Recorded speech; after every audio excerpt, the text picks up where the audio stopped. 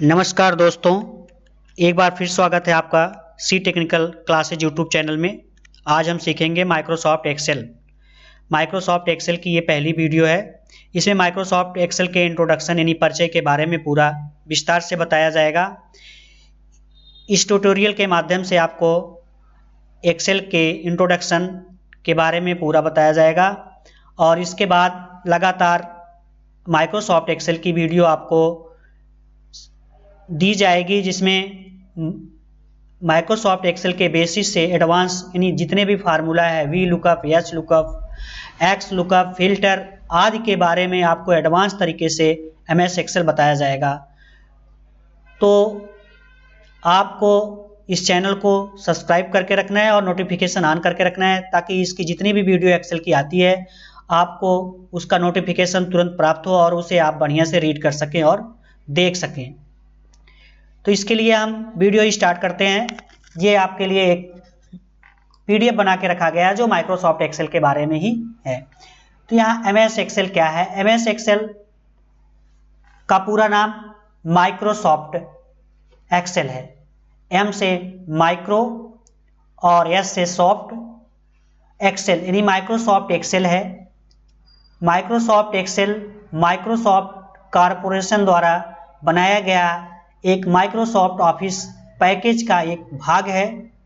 Microsoft corporation ये America की एक सॉफ्टवेयर निर्माता कंपनी है, जिन्होंने माइक्रोसॉफ्ट ऑफिस नाम का एक ऑफिशियल पैकेज बना के दिया है, जिसमें से आप पहला पैकेज जो था एमएस वर्ड के बारे में आप बढ़िया से पढ़ चुके हैं, पूरे एक एक ऑप्शन के बारे में। ये एमएस एक्सेल जो है यानी माइक्रोसॉफ्ट ऑफिस आपके Windows operating system, Mac operating system, Android सभी यूजर के लिए बनाया गया है।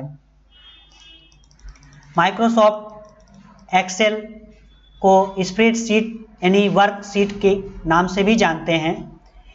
ये स्प्रेडशीट एक इलेक्ट्रॉनिक दस्तावेज जिसमें डेटा को ग्रिड की पंक्तियों और स्तंभों के में व्यवस्थित किया जाता है और इसमें गणना संबंधी समस्त काम किए जाते हैं, चाहे आप फार्मूला के माध्यम से करें या आप बिना फार्मूला के भी इसमें गणना, जोड़, घटाना, गुणा, भाग ऑपरेटर का इस्तेमाल करके जितने भी होते हैं उसका इस्तेमाल करके जोड़, घटाना, गुणा, भाग कर सकते हैं। माइक्रोसॉफ्ट एक्सेल माइक्रोसॉफ्ट ने 30 दिसंबर 1985 को मैकिंटोश यानी मैक के लिए यानी मैक ऑपरेटिंग सिस्टम बता दें, जो आपके एप्पल के लैपटॉप में, जो एप्पल का लैपटॉप होता है एप्पल कंपनी का, उसमें जो ऑपरेटिंग सिस्टम होता है उसमें मैक ऑपरेटिंग सिस्टम लगा रहता है। सर्वप्रथम जो माइक्रोसॉफ्ट ऑफिस बनाया गया था यानी माइक्रोसॉफ्ट कंपनी ने जो बनाया था, आप देख रहे हैं यहाँ 30 सितंबर को 1985 में बनाया गया था, लेकिन वो पहले केवल मैक ऑपरेटिंग सिस्टम के लिए ही बनाया गया था, जिसका पहला वर्जन था 2.0 और नवंबर 1987 में विंडोज ऑपरेटिंग सिस्टम के लिए पहला वर्जन 2.03 जारी किया गया। 2.03 जारी किया गया था। ये ऑपरेटिंग सिस्टम के लिए था जो आपके नॉर्मल कंप्यूटर में विंडोज ऑपरेटिंग सिस्टम है, जैसे विंडोज एक्सपी पुराने वालों में, विंडोज 7, विंडोज 8, विंडोज 10 और इस टाइम जो आपका चल रहा है माइक्रोसॉफ्ट विंडोज ऑपरेटिंग सिस्टम जो इस समय 11 चल रहा है, इन सभी के लिए बनाया गया था। इस टाइम जो माइक्रोसॉफ्ट एक्सेल यानी माइक्रोसॉफ्ट ऑफिस का वर्जन है जो आपके पास अवेलेबल होगा वो 2003, 2007, 2010, 13, 16, 19, 21 इत्यादि सबसे नया वर्जन जो आ गया है माइक्रोसॉफ्ट का ऑफिस 365 करके है। ये नया माइक्रोसॉफ्ट ऑफिस का वर्जन है। माइक्रोसॉफ्ट एक्सेल को माइक्रोसॉफ्ट एक्सेल स्टार्ट करने के लिए आपको सबसे पहले स्टार्ट बटन पर क्लिक करेंगे। इसके बाद आप ऑल प्रोग्राम पर क्लिक करने के बाद आप देखेंगे माइक्रोसॉफ्ट ऑफिस दिखाई देगा और फिर माइक्रोसॉफ्ट ऑफिस एक्सेल 2010, जो भी आपके कंप्यूटर में जो भी वर्जन इंस्टॉल होगा उसे आप यहाँ से ओपन कर सकते हैं। अगर आपको सिंपल तरीके से ओपन करना है तो आपको विंडो के साथ आर ये विंडो की है, विंडो के साथ R प्रेस करेंगे और आप देखेंगे रन का डायलॉग बॉक्स खुल जाएगा और इसमें आपको टाइप करना होगा एक्सेल। एक्सेल की स्पेलिंग में सही सही टाइप करना है EXCEL, एक्सेल टाइप करके जैसे ही ओके इंटर प्रेस कर देंगे आप देखेंगे माइक्रोसॉफ्ट एक्सेल की विंडो कंप्यूटर स्क्रीन पर ओपन हो जाएगी। अब हम आपको एक्सेल के विंडो के बारे में पूरा एक एक करके उसके टाइटल बार किससे है, कहाँ दिखता है, क्या है, मतलब पूरे उसके बारे में आपको बताया जाएगा। तो सबसे पहले देखिए, जो सबसे पहली वाली ये है पट्टी जो दिख रही है ऊपर वाली, इसको टाइटल बार कहते हैं। ये टाइटल बार है। टाइटल बार के नीचे होता है टैब, टैब के नीचे होता है रिबन। जैसे ये होम टैब है तो होम पर क्लिक करने के बाद जो ओपन होता है उसको रिबन कहेंगे। इधर क्लोज, मैक्सिमाइज, ये सब तो आपको पहले से ही पता है।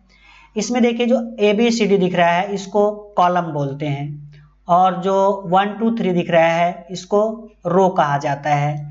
तो हम पूरा MS एक्सेल ओपन करके ही आपको दिखा दे रहे हैं। तो विंडो R प्रेस करते हैं और एक्सेल टाइप कर देते हैं। ये आ गया। ये देखिए क्लोज बटन है, ये मैक्सिमाइज है, ये मिनिमाइज है, टाइटल बार है, ये फाइल मेनू है, ये होम टैब है। इस तरीके से इंसर्ट, पेज लेआउट, फार्मूला। इसके बाद इसमें इन टैब के नीचे देखेंगे जो रिबन दिखता है उसके जस्ट नीचे आप देखेंगे, सबसे देखेंगे आप यहाँ फार्मूला बार दिखे, इसको फार्मूला बार कहते हैं। फार्मूला बार के नीचे आप देखेंगे यहाँ कॉलम दिखाई देगा। ये कॉलम की संख्या कुल मिलाकर के 16,384 होती है। कॉलम की संख्या 16,384 होती है। इसका जो लास्ट वाला कॉलम होता है उसे XFD कहते हैं। XFD कैसे पता चलेगा, आप देखिए पहले वाले ही कॉलम में रहिए और कंट्रोल के साथ राइट एरो आप दबाएंगे तो एकदम लास्ट वाले कॉलम में आ जाएंगे। आप देख रहे होंगे यहाँ आपको दिखाई दे रहा है XFD और पहले में जाना है तो फिर कंट्रोल बटन को होल्ड करके लेफ्ट एरो दबा देंगे तो आप पहले में ही आ जाएंगे कॉलम में। इसी तरीके से रो की संख्या जो है ये कुल मिलाकर के यहाँ हम लिख दे रहे हैं 10,48,576 होती है। 10,48,576 रो होते हैं एक वर्कशीट में। एक वर्कशीट में कहिए, ये एक वर्कशीट की ही बात चल रही है। एक वर्कशीट में ही आपको 16,384 कॉलम, जिसका लास्ट कॉलम होगा XFD और रो की संख्या 10,48,576 होती है। इसको देखने के लिए कंट्रोल बटन को होल्ड करके कीबोर्ड से डाउन एरो प्रेस कर देंगे तो आप लास्ट वाले रो में आ जाएंगे। अगर इसी के कंट्रोल के साथ अप एरो प्रेस कर देंगे तो आप फर्स्ट रो में आ जाएंगे। ठीक, रो और कॉलम के इंटरसेक्शन से जो बनता है, जैसे ये जो आपको रेक्टेंगल टाइप से बॉक्स दिखाई दे रहा है इसको बोलते हैं सेल। ये सेल है। रो और कॉलम के कॉम्बिनेशन से सेल, जहां से इसका इंटरसेक्शन होता है उसे ही सेल कहते हैं। आपको सेल की संख्या पता करना है तो आपको करना होगा मल्टीप्लाई, रो और कॉलम का मल्टीप्लाई कर देंगे तो हम 10,48,576 का मल्टीप्लाई कर दे रहे हैं 16,384 से। तो आपको ये जो दिखाई देगा, जो ये वैल्यू आया है, ये आपका सेल है। मतलब एक वर्कशीट में इतनी आपको सेल दिखाई देगी। आप एक अगर फाइल बना रहे हैं, कहीं एक वर्कबुक लेते हैं, एक वर्कबुक बराबर एक फाइल। MS एक्सेल में एक वर्कबुक बराबर एक फाइल के समझिए। तो एक वर्कबुक अगर आप एक फाइल बनाते हैं तो मैक्सिमम 255 सीट इसमें ले सकते हैं। कैसे, यहाँ देखिए पहली सीट है, दूसरी, ये बाय डिफॉल्ट आपको 3 सीटें दिखाई देंगी। कम से कम आपको एक सीट छोड़ना ही पड़ेगा। मतलब अगर डिलीट भी करना चाह रहे हैं तो एक सीट रहेगी एक बार। आप यहाँ क्लिक करके प्लस करते चले जा सकते हैं। आप देखेंगे इस तरीके से आप मैक्सिमम वर्कशीट की अगर बात की जाए तो 255 वर्कशीट आप एक वर्कबुक में ले सकते हैं। मतलब एक फाइल में आप 255 वर्कशीट ले सकते हैं। इसमें ये स्क्रॉल बार है, वर्टिकल स्क्रॉल बार, ये हॉरिजॉन्टल स्क्रॉल बार है, ये जूम कंट्रोलर है। इसमें मिनिमम जूम 10% होती है और मैक्सिमम 400% होती है। नॉर्मल जूम 100% होती है, नॉर्मल 100% है। क्लियर हो गया है।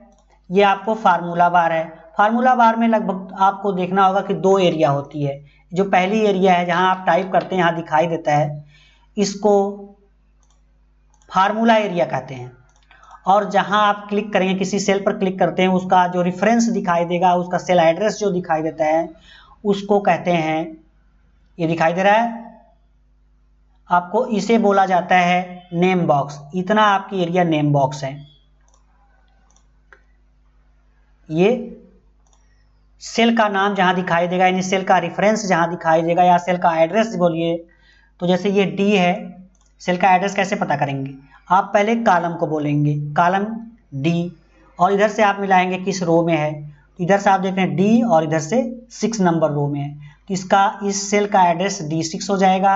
अगर आप इधर से देखते हैं, इसमें अगर ये है F में और इधर 3 है, तो इसका F3 हो जाएगा। इसको आप यहाँ देख भी सकते हैं, नेम बॉक्स में दिखाई देगा। ठीक इस तरीके से आप सेल के किसी भी सेल का एड्रेस पता कर सकते हैं। जैसे M में है तो M11, आपको पहले कॉलम की संख्या, फिर आपको रो बताना होगा। तो जो भी रो है, जैसे ये K कॉलम है और ये 7 रो, तो इसका मतलब इस सेल का एड्रेस है K7, या सेल रेफरेंस कहिए या सेल एड्रेस कहिए।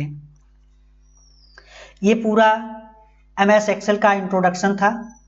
वीडियो अच्छी लगी तो कृपया चैनल को सब्सक्राइब करें और वीडियो को लाइक करें। इसके बाद जितनी भी वीडियो आएगी, सब एक एक ऑप्शन और फार्मूला के बारे में ही बताया जाएगा। धन्यवाद।